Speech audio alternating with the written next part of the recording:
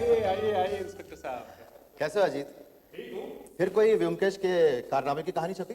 अरे वो तो छपती रहती है, लेकिन आप ये बताइए कि आज आप रास्ता कहाँ से भूल गए?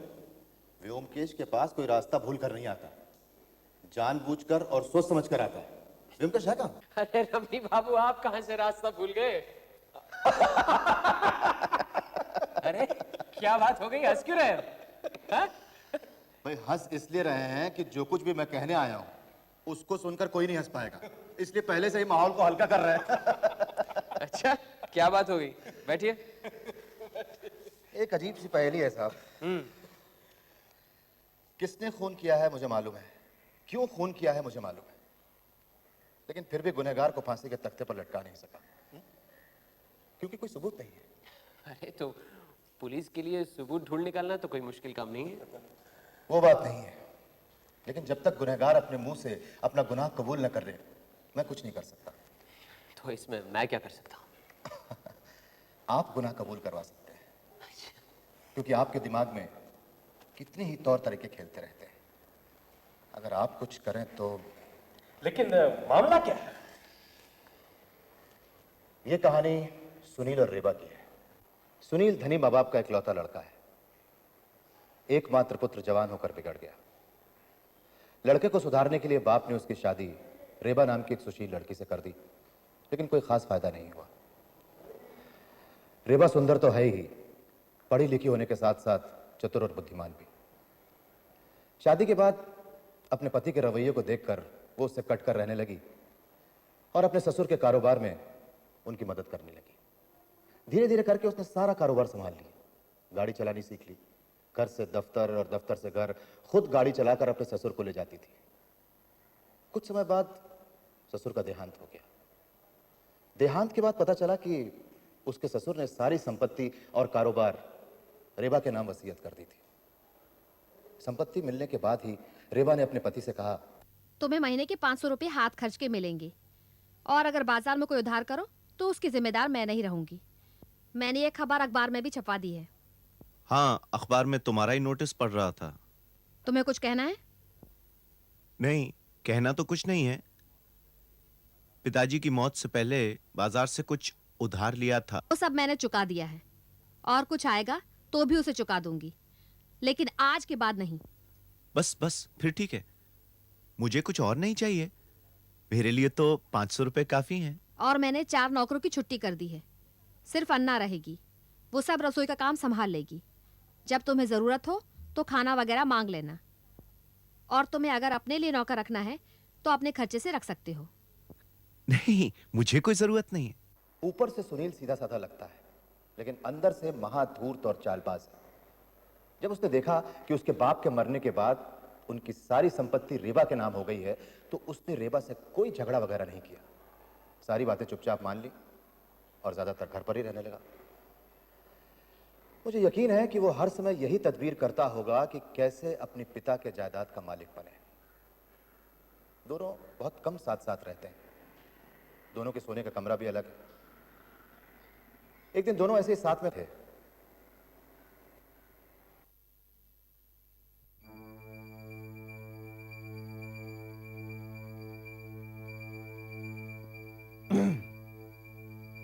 रेबा,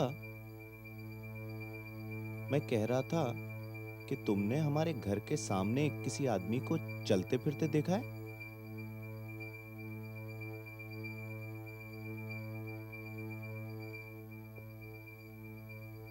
नहीं, मैंने तो कुछ गौर नहीं किया। क्यों?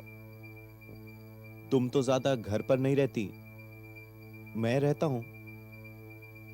कुछ दिनों से देख रहा हूं कि एक आदमी हमारे घर की ओर ताकता हुआ चला जाता है, और फिर वापस आता है, और फिर ताकता हुआ चला जाता है। दिखने में कैसा है वो?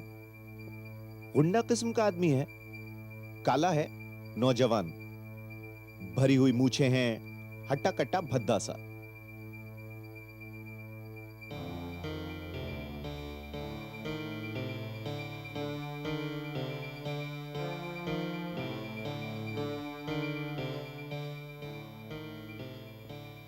कल सुबह तुम पुलिस स्टेशन जाकर एक रिपोर्ट लिखवा दो। हमारी ये जगह कुछ दूर और सुनसान है। और अगर सचमुच कोई गुंडा किस्म का आदमी है तो पुलिस को आगाह कर देना अच्छा है। घर की मालकिन तुम ही हो, तुम ही पुलिस को इत्तला दो तो ज्यादा अच्छा होगा। और फिर वो इंस्पेक्टर भी तो तुम्हारी जिले का है, तुम्हें पहचानता भी है। लेकिन मैंने उस गुंडे को देखा ही नहीं है। अगर मुझसे कुछ हुलिया वगैरह पूछ लिया तो मैं क्या जवाब दूंगी? हाँ, ये बात तो ठीक है। खैर, हम दोनों ही चलते हैं, यही अच्छा होगा। आपका मकान शहर से कुछ दूर है, लेकिन घबराने की कोई बात नहीं। अच्छा हुआ आपने रिपोर्ट दर्ज करा दी। मैं पहरे का बंदोबस्त करता हूं। रात को पुलिस आपके मकान पर निगरानी रखेगी। बहुत बहुत धन्यवाद इंस्पेक्टर। अरे, ये तो मेरा फर्ज है। आप यहाँ के जाने माने घराने के आदमी हैं। मैं आपके पिताजी को बहुत अच्छी तरह जानता था। आप बेफिक्र रहिए। बस यही कहने आए थे, चलते हैं? अरे बैठिए, चाय मंगवाई है। नहीं, अभी रहने दीजिए, मुझे जरूरी काम है। 5 ही मिनट की तो बात है। कार्तिक, अरे रहने दीजिए इंस्पेक्टर, फिर कभी। ये कैसे हो सकता है? आप यहाँ फिर नहीं आने वाले। मैं आपको यहाँ आने नहीं दूंगा। ओ रेबा, तुम चाहो रुक जाओ, चाय पियो, मुझे सचमुच जरूरी काम है। इंस्पेक्टर साहब, रेबा रुक रही है, मुझे आज इजाजत दीजिए। जाएंगे आप? ठीक है फिर, नमस्ते। बस जल्दी आ जाऊंगा। शाम ढलने के पहले ही आ जाना। हाँ हाँ। गाड़ी चाहिए तो ले जाओ, आज मैं क्लब नहीं जाऊंगी। नहीं नहीं, काम नजदीक ही है, फिर घूमता घामता चला आऊंगा। नमस्ते।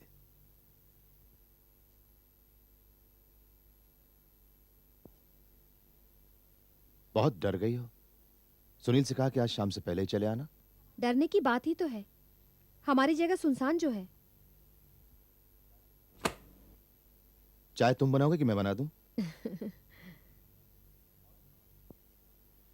और सुनाओ रेबा, कैसी कट रही है? बस जैसी थी वैसी ही हूँ। Thank you.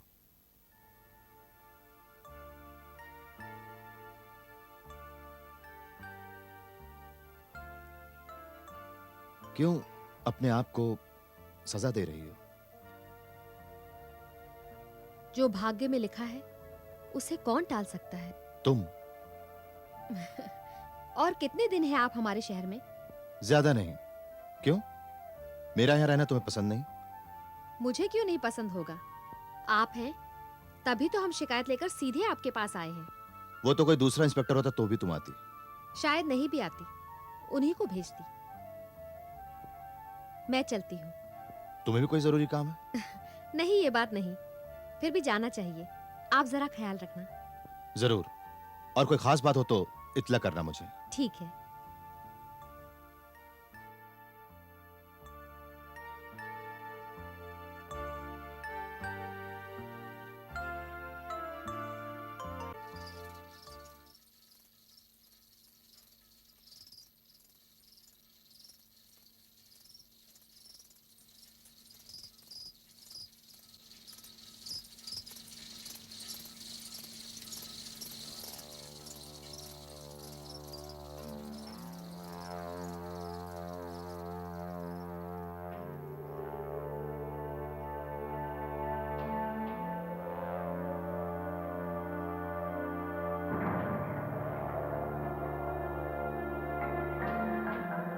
इतनी देर से आए?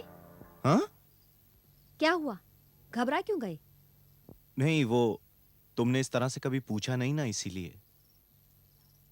तुम ही तो कहते हो कि रात को कोई गुंडा हमारे घर को ताकता रहता है। ऐसी सूरत में रात से पहले घर आना ठीक नहीं है। हाँ, वो खैर 8 ही तो बजे हैं।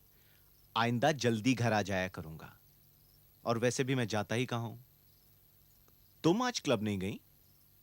नहीं, मन नहीं हुआ।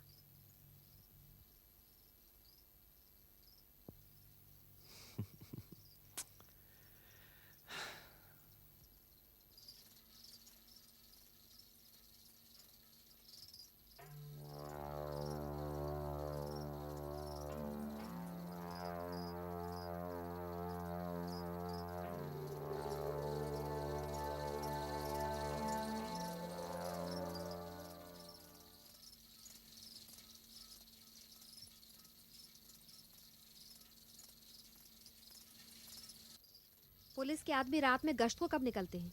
क्या पता, शायद 10-11 बजे तक निकलते होंगे।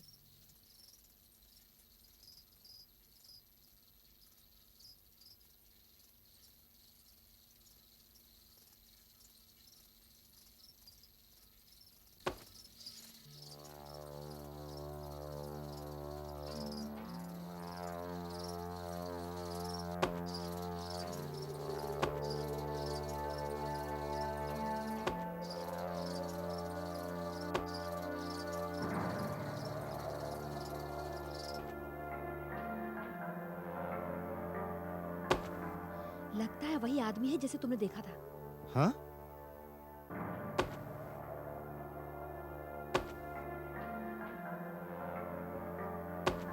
लगता है वही आदमी है।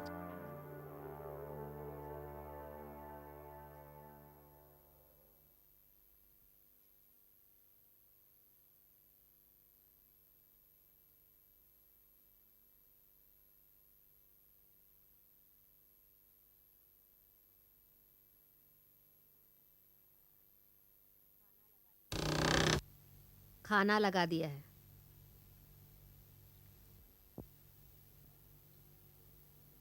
बेबा, डरने की कोई बात नहीं है। पुलिस ने कहा है ना कि हमारी हिफाजत करेगी। पुलिस रात भर घर के सामने पहरा तो नहीं देगी ना, कभी कभी घूम जाएगी। उसी बीच 5 डाकू दरवाजा तोड़कर अंदर आएंगे तो? हाँ, घर में लाठी वाठी कुछ है ना? हाँ है। चलाएगा कौन? तुम? अब अपने आप इस सुनसान जगह पर मकान लेने की जरूरत क्या थी? अब छोड़कर भी तो नहीं जा सकते। लोग क्या कहेंगे? घर में 2 लठैत लगवा दें। लठैत खुद ही चोर बन बैठे तब। ये डाकू उनको घूस देकर भी तो खरीद सकते हैं। वही दरवाजा खोलेंगे। उससे बुढ़िया अन्ना ही ठीक है। हाँ, फिर सारे गहने भी तो तुम्हारे कमरे में ही है ना? तुम्हारे पिताजी के पास एक पिस्तौल थी। मरने से पहले वो थाने में जमा करवा दी थी। क्या वो हमें मिल सकती है? हाँ, मिल तो सकती है। फिर कल ही हम रमनी बाबू के पास जाएंगे। घर में पिस्तौल होना बहुत जरूरी है। हाँ, यही ठीक रहेगा। चलो अब खाना खा लें। आइए आइए, खैरियत तो है। नमस्कार। नमस्ते।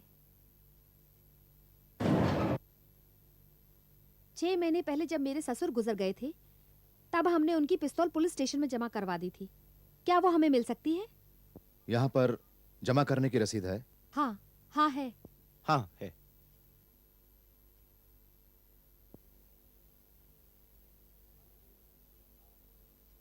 हाँ तो ठीक है, आप दरख्वास्त लिखकर दे दीजिए, पिस्तौल आपको वापस मिल जाएगी। लाइसेंस किसके नाम पर लेंगे? आपने पहले कभी पिस्तौल चलाई है? नहीं नहीं, मुझे ये सब नहीं करना है। लाइसेंस इनके नाम दीजिए। सुनील बाबू, आपने पहले कभी पिस्तौल या बंदूक चलाई है?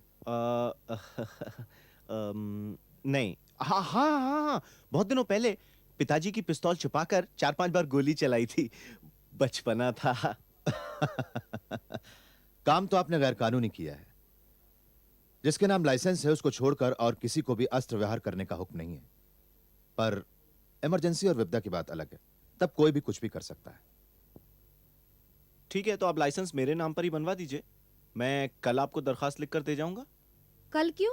आज ही कर दो ना। हाँ, लिख दीजिए ना।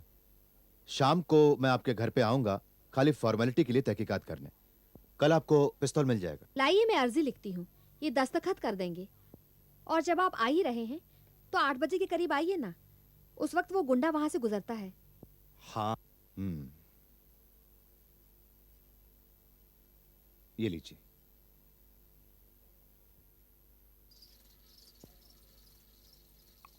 लगता है काफी डर गई हो। डर तो लगेगा ही। पहले इनका डर था, अब ये गुंडा अधम का। किसका डर ज्यादा है, सुनील का या? क्या पता, कभी कभी तो लगता है सब इनके हवाले करके चली जाऊं।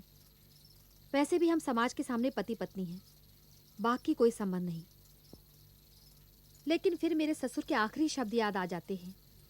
कह गए थे सारी संपत्ति मुझे दे जा रहे हैं ताकि मैं उसकी देखभाल करूं। तुम तो कह रही थी सुनील अब घर पर ही रहता है, ज्यादा कहीं आता जाता नहीं। वही तो अस्वाभाविक है। घर में बैठी बैठी चुपचाप जरूर किसी उधेड़-बुन में लगा रहता है। कैसे सब संपत्ति हासिल करूं? नहीं रेबा, तुम कुछ ज्यादा डर गई हो। Come on, cheer up. अच्छा रमनी, तुम शादी नहीं करोगे? ये क्यों पूछ रही हो? तुम्हें तो सब मालूम है। पुरानी बातें भूल जाओ। जिंदगी ऐसी ही है, हम जो कुछ चाहते हैं वो क्या कभी होता है? क्यों नहीं हो सकता? देखो, मेरा तबादला वहीं हो गया जहां तुम हो। वो तो एक इत्तेफाक था। और भी तो इत्तेफाक हो सकते हैं। काश ऐसा होता। लो 8 बज गए, उस गुंडे के आने का वक्त हो गया। कौन सा गुंडा? वही गुंडा जिसको पकड़ने के लिए तुम्हें यहाँ बुलाया है, जिससे हिफाजत के लिए मैं पिस्तौल ले रही हूँ। सुनील कहाँ रह गया आज? हुकुम सिंह, अरे हुजूर आप, अरे आपने यहाँ आने की क्यों तकलीफ की? हमारा काम बन गया है। रेबा परेशान सी रहती है। आज रात गश्त पर मत जाना, क्योंकि वो इंस्पेक्टर हमारे घर आया हुआ है। मैं यही कहने तुम्हें आया था, बल्कि मैं तो ये कहूंगा कि अब रात में चक्कर लगाना बंद करो जब तक मैं ना कहूं। ठीक है। हाँ मुकुंद। सलाम हुजूर। हाँ मुकुंद सिंह, कैसे हो? बस दुआ है, मेरे लायक कोई काम हो तो बताना। ये तुम्हारा भाई है ना हुकुम सिंह? हाँ कुछ होगा तो ये बताएगा ना? बताऊंगा। ठीक है, सलाम। अच्छा हुकुम सिंह, हाँ हुजूर। ये रखो रखो रखो। सब काम ठीक से हो रहा है, बस अगले कदम का इंतजार करो। मैं यहीं आकर बताऊंगा, ठीक है?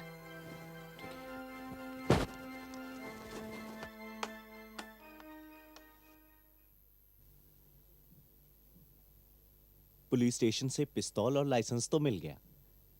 रमनी बाबू ने सचमुच हमारी मदद की है। रास्ते में दुकान से कारतूस भी खरीद लाया। अरे हाँ, ये कारतूस की रसीद है और ये है लाइसेंस। इस सबको तुम अपने पास रख लो हिफाजत से। इसे मैं क्या करूंगी? तुम ही रखो, जरूरत पड़ने पर तुम्हें ही ये इस्तेमाल करना पड़ेगा। मैं रखूं? हाँ, लाइसेंस भी तुम्हारे नाम है। मैंने इंस्पेक्टर से यही कहा था।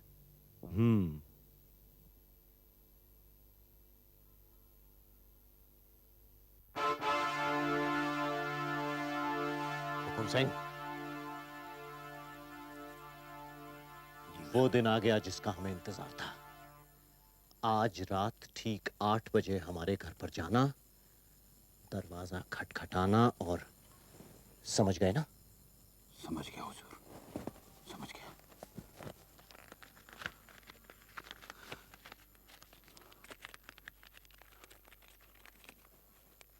बस इतना ही है मेरे पास। रुपए देती कहाँ है मुझे? उसके जेवर जितने भी हों उसके बदन पे सारे के सारे उतार लेना। और हाँ, जायदाद मेरे नाम होने के बाद तुम्हें 10,000 रुपए और दूंगा, ठीक है ना? बहुत खूब। और हाँ, जो जो बताया है सब याद है ना? याद है।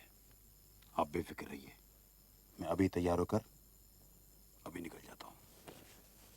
7:15 बजे हैं, ठीक 45 मिनट बाकी हैं। जी हुजूर।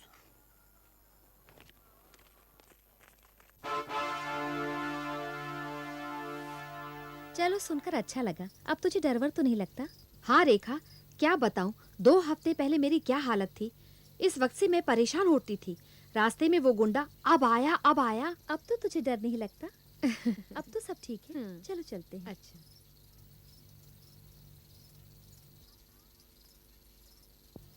अन्ना, वो कहाँ गए हैं? जब ये आई थी तभी वो चले गए। कहकर गए हैं 8 बजे आएंगे। ठीक है, तू जाकर रसोई बना, मैं जल्दी खाकर सो जाऊंगी। जी।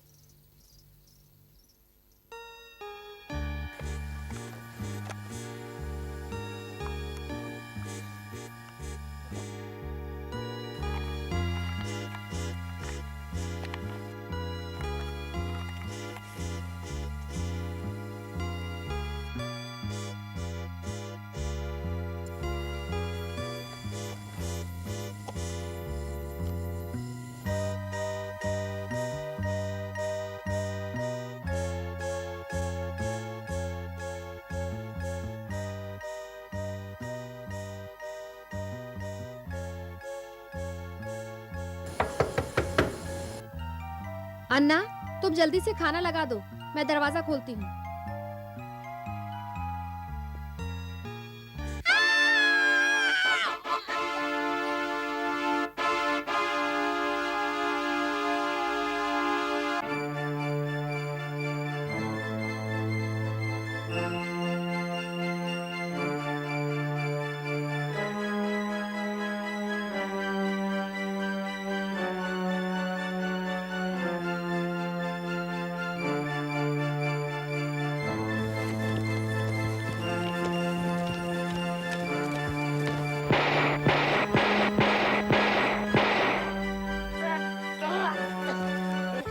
रेबा रेबा रेबा रेबा हाँ ए अन्ना अन्ना ये रेबा को क्या हो गया?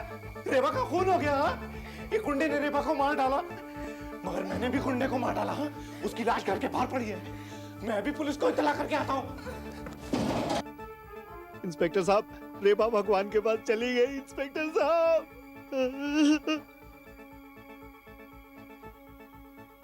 तुमने खूनी को खून करते हुए देखा? कब और कैसे बताओ? मैं रसोई में थी, चीख सुनकर मैं बाहर आई। मैंने देखा एक खूंखार आदमी मालकिन का गला घोट रहा है। मैं बहुत डर गई, मेरे मुंह से आवाज तक नहीं निकली। फिर किसी तरह रसोई के अंदर जाकर मैंने कुंडी लगा दी। मुझे ऐसा लगा वो आदमी मुझे भी मार डालेगा। आप तब कहाँ थे? मैं भी घूमने निकला हुआ था। घर के पास आकर मैंने भी चीख सुनी। भागता हुआ मैं यहाँ आया तो मैंने देखा कि घर का दरवाजा खुला हुआ है और एक आदमी घर से बाहर निकल रहा है। मेरा सर चकरा गया इंस्पेक्टर और मैंने तमाम गोलियां उसके सीने में उतार दी और घर के अंदर आकर देखा तो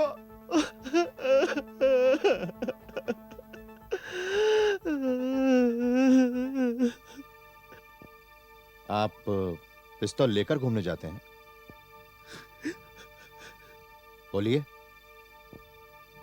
हाँ, पिस्तौल का लाइसेंस मेरे ही पास है और मैं हमेशा पिस्तौल अपने पास रखता हूँ। पिस्तौल दीजिए, मैं उसे जब्त करता हूं।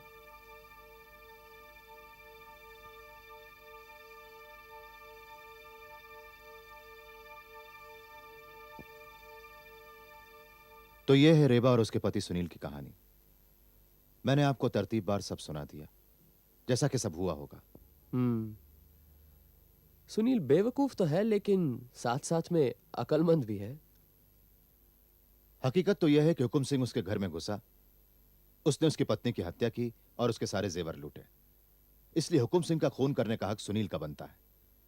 उसने एक ईंट से दो चिड़ियां मारी, अपने पिता की सारी जायदाद हथिया ली और अपने कुकर्म के एकमात्र गवाह हुकुम सिंह को अपने रास्ते से हटा दिया।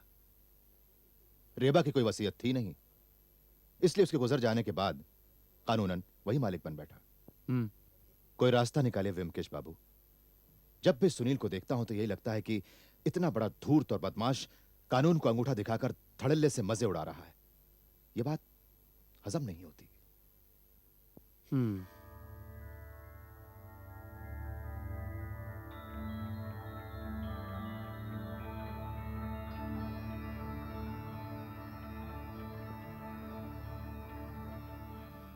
समझ लो कि रास्ता निकल गया। रेबा के हाथ की लिखाई मिल सकती है? हाथ की लिखाई? फर्ज करो कि उसने मेरा ऑटोग्राफ मांगा हो। लड़कियों की अक्सर इस तरह की कमजोरी होती है।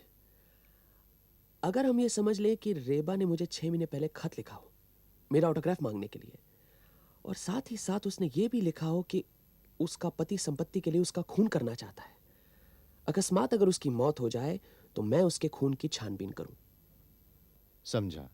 मतलब कि आप एक फर्जी खत तैयार करवाएंगे, उसे सुनील को दिखाएंगे और फिर उसका जुर्म कबूल करवाएंगे। हाँ, जुर्म कबूल करवाने की कोशिश तो करूंगा। अगर डर के मारे वो जुर्म कबूल करेगा तो ही तो पकड़ा जाएगा। ठीक है, मैं कैसे भी करके रेबा के हाथ की लिखाई हासिल करता हूं। और कुछ?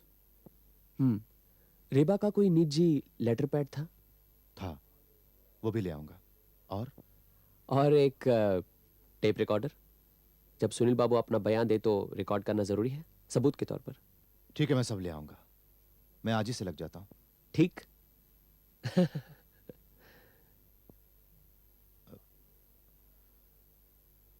माफ कीजिएगा सुनील बाबू। अरे इंस्पेक्टर रमनी, रेबा हत्याकांड के सिलसिले में मैं एक बार फिर से आपके घर की तलाशी लेना चाहता हूं।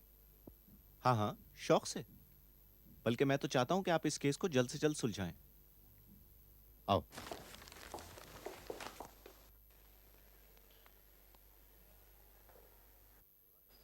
हाथ की लिखाई। जी, रेवा के हाथ का लिखा हुआ पत्र है। और टेप रिकॉर्डर? वो भी मिल गया है। चलिए बस उसे भी ले आइए, शुभ काम में देरी नहीं करनी चाहिए। मैं आपको एक और चिट्ठी लिख कर देता हूँ, उसे आप किसी के हाथों सुनील बाबू के यहाँ भिजवा दीजिएगा। ठीक है। अजी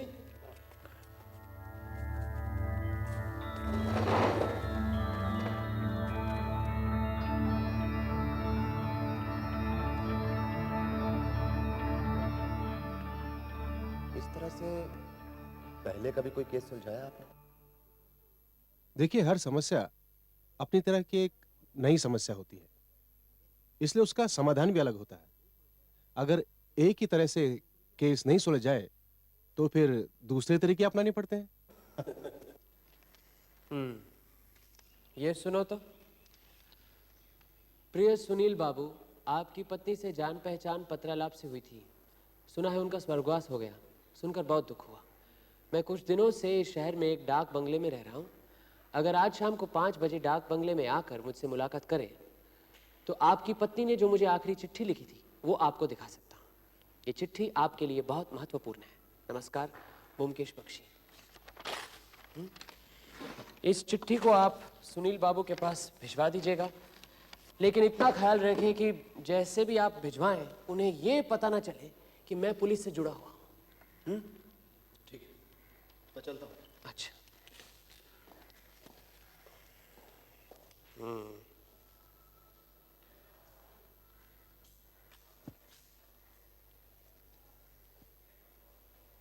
क्या लिखा? ये चिट्ठी,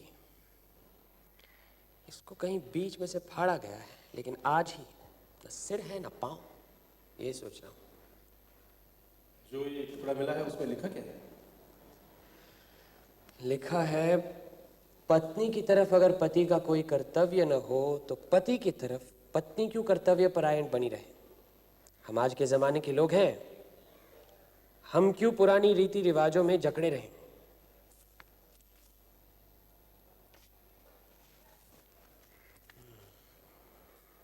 ये चिट्ठी रेवा ने शायद अपनी किसी सहेली को लिखी हो और वहीं से रमणी बाबू ने चिट्ठी ली हो सकता है कि वो सहेली अपना परिचय नहीं देना चाहती हो सकता है, नामुमकिन तो नहीं। चलो रेवा के हाथ की चिट्ठी लिखते हैं।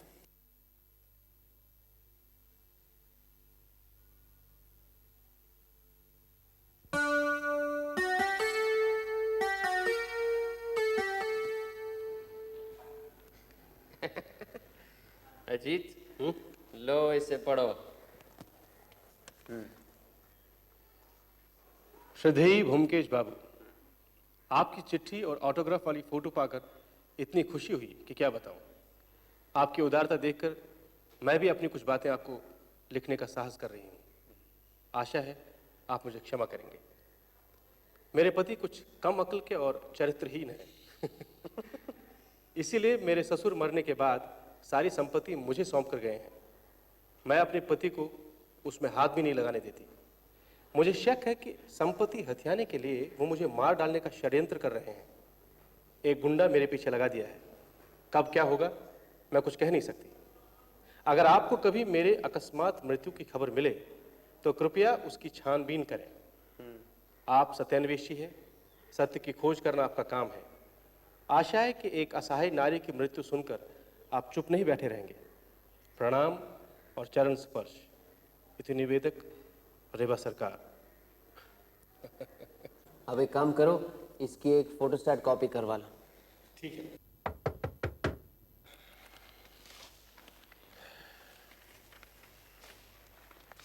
अरे आइए आइए इंस्पेक्टर, आइए। आ जाओ वीरेन, तुम अंदर वाले कमरे में जाकर सब फिट कर दो। जी सर। फिलहाल तो सब ठीक ठाक है। आपने चिट्ठी भिजवा दी? भिजवा दी है। वो अब जरूर आएगा। जिसके मन में पाप है वो ऐसी चिट्ठी पाकर अवश्य आएगा। उसकी बीवी ने उसमें क्या महत्वपूर्ण बातें लिखी हैं वो जरूर जानना चाहेगा। सर कुछ बोलिए, टेस्टिंग करना है। हेलो हेलो, आज शाम 5 बजे सुनील सरकार गिरफ्तार होने वाला है। धन्यवाद व्योमकेश बाबू। आपको क्या करना है मैं आपको बता देता हूँ। आप और बीरेन उस बेडरूम में छुपे हुए होंगे ताकि सुनील बाबू को यह पता न चले कि पुलिस भी इसमें शामिल है। अजीत बाबू और मैं यहीं बैठक में होंगे। जब सुनील बाबू आएंगे, जब वो अपना बयान दे रहे होंगे, तो आप उचित वक्त पर चले आइएगा।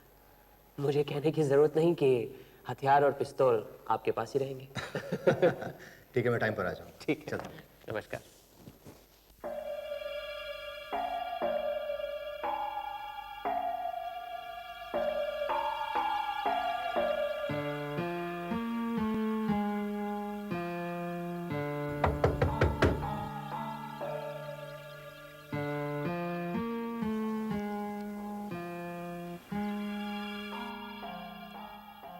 व्योमकेश बाबू, सुनील बाबू, आइए आइए।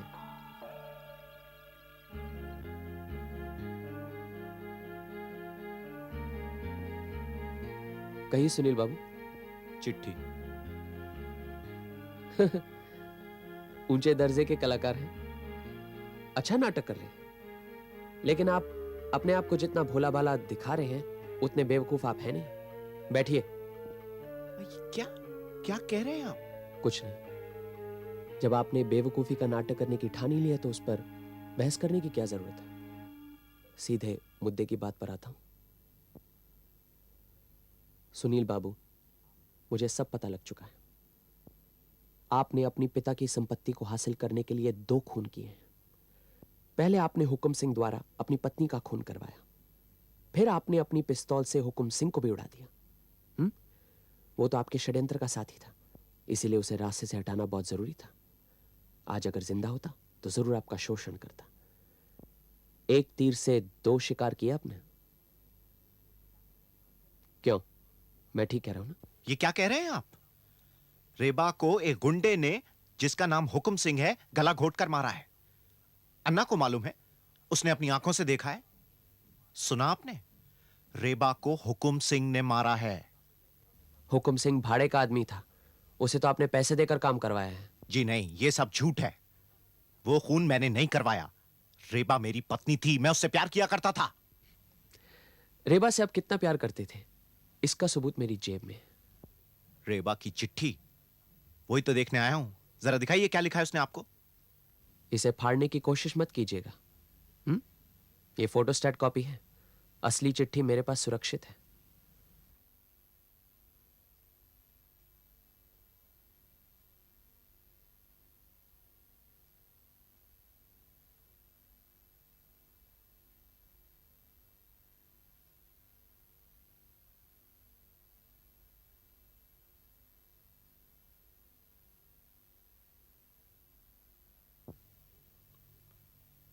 अच्छा, तो ये बात है।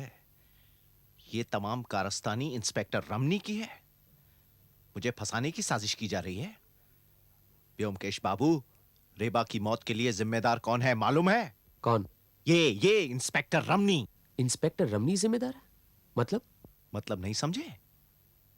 इंस्पेक्टर रमनी रेबा के जिगरी दोस्त थे, जिसको कहते हैं प्रेमी। इसीलिए तो ये मुझसे इतनी नफरत करता है। इसी वजह से तुमने अपनी पत्नी का खून करवाया? जाली चिट्ठी दिखाकर मुझे पकड़ना चाहते थे।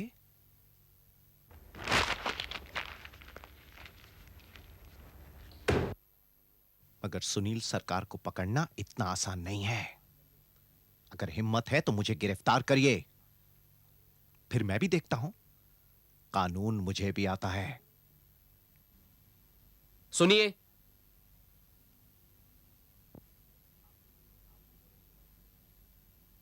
आपने मेरे सवाल का जवाब नहीं दिया। क्या इंस्पेक्टर रमनी की वजह से आपने रेबा का खून करवाया है?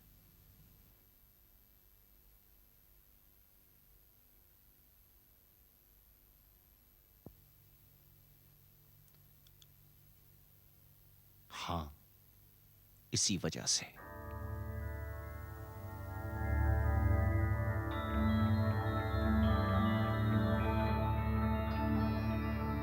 क्या कहा? कहा कि मैंने खून नहीं करवाया। पकड़ा नहीं गया।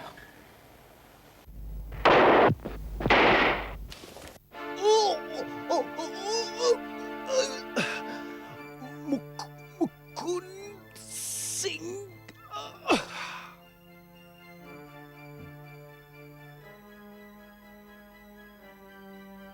ये मुकुंद सिंह कौन है? हुकुम सिंह का भाई, अपने भाई के खून का बदला ले लिए। बीरेन, तुम यही रहना।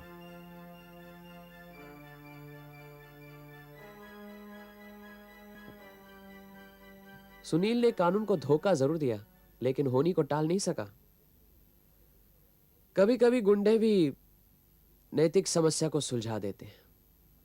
एक समस्या का तो समाधान हो गया, लेकिन साथ ही साथ एक समस्या और पैदा हो गई है। मुकुंद को पकड़ना है। मेरा काम अभी खत्म नहीं हुआ व्योमकेश बाबू। सुनील का आरोप तो सच है ना? क्यों? जी हाँ, मैं और रेबा एक ही शहर में रहते थे, एक ही मोहल्ले में। हम एक दूसरे से प्यार भी करते थे। वह एक अमीर घराने की लड़की थी। उसके बाद उसकी शादी इस राक्षस से हो गई।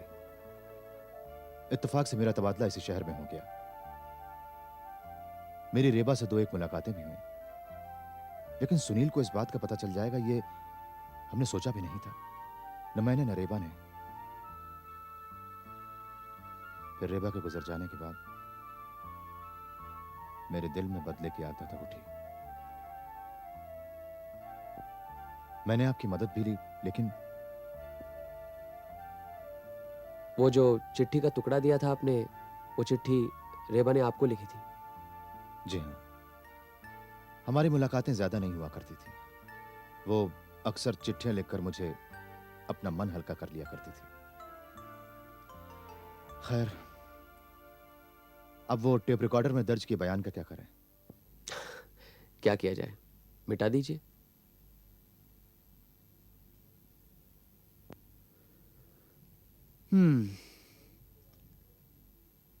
वही पुरानी प्रेम कहानी, पति पत्नी और पत्नी का प्रेमी।